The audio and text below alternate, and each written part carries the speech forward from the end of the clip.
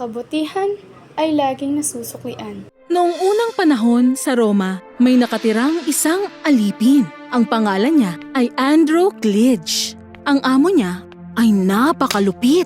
Binibigyan niya ng maraming trabaho ang alipin, gaya ng pagsibak ng kahoy, pag-igib ng tubig, pagtatrabaho buong araw. Kung makagawa siya ng pagkakamali, ang amo niya ay talagang pinarurusahan siya ng napakabigat. Isang araw, pinarusahan siya sa isang maliit na pagkakamaling nagawa niya. Pinarusahan siya ng napakabigat hanggang siya'y napaiyak. At pagkatapos, saka siya tumakas. Ang amo niya ay talagang walang ideya kung saan na siya nagpunta. Di nagtagal, nakarating siya ng gubat at tumira sa isang kuweba ng mga ilang araw. Sa araw, lumalabas siya para kumain ng prutas at uminom ng tubig mula sa ilog. Ito ang kanyang bagong buhay. At ganito lumipas ang mga araw. Isang araw, lumabas siya ng kuweba para mamitas ng prutas. Pagkabalik niya sa kanyang kuweba, may nakita siyang kung ano roon. Doon, nakita niya na isa itong leyon. Ang leyon na yun ay mukhang nasaktan. Isang binti lamang ang kaya niyang gamitin. At mukha talagang namimilipit ito sa sobrang sakit. Nang titigan ng maigi ng alipin, nakita niya na may tinik na nakabaon sa binti ng nakakaawang leyon. Lumapit siya sa leyon. Maingat niyang hinawakan ang binti ng leyon at dahan-dahang hinugot ang tinik. Binalutan niya ito ng benda. Ngayon, maayos na ang pakiramdam ng leyon. Makalipas ang 2 o 3 araw, gumaling ang binti ng leyon. At isang araw, umalis na ang leyon sa kuweba. Nakaramdam ng saya si Andro. Ilang araw pa ang lumipas at siya ay nabagot na. Kaya napaisip siya kung ano ang gagawin niya at saan siya pupunta. Kaya nagpasya siyang bumisita sa ibang lungsod. Kaya iniwan niya ang kuweba at nakarating ng lungsod. Ngunit sinusundan siya ng kamalasan.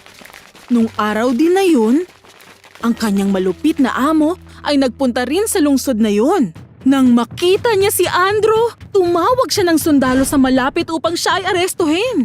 Dinala ng mga sundalo si Andro sa kulungan. Noong panahon na yun sa Roma, mayroong batas na ang mga nahuling kriminal ay dapat ipakain sa leyon. Ikinulong siya ng mga ilang araw at di nagtagal, ipinatapon siya sa harap ng leyon.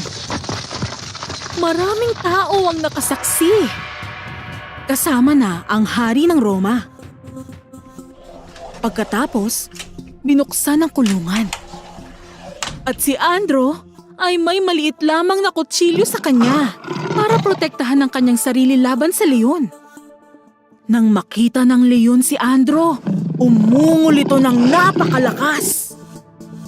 Aatakihin na dapat niya si Andro.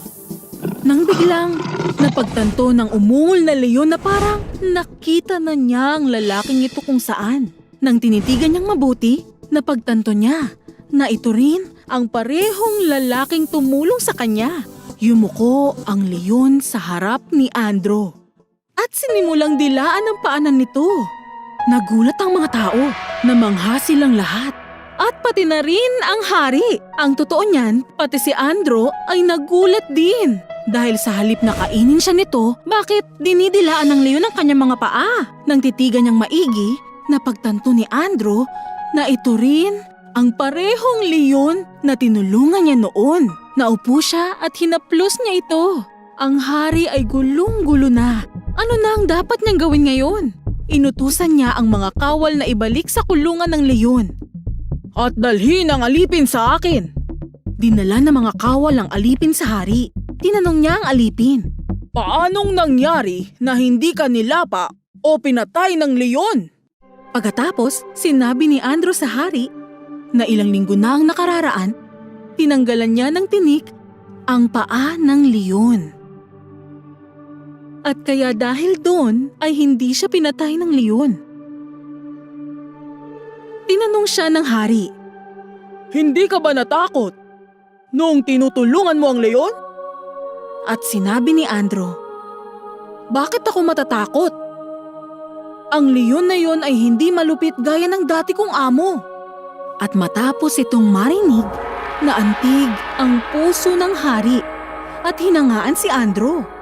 Kaya idineklara ng hari na mula ngayon, hindi na magiging alipin si Andrew ng kahit na sino man.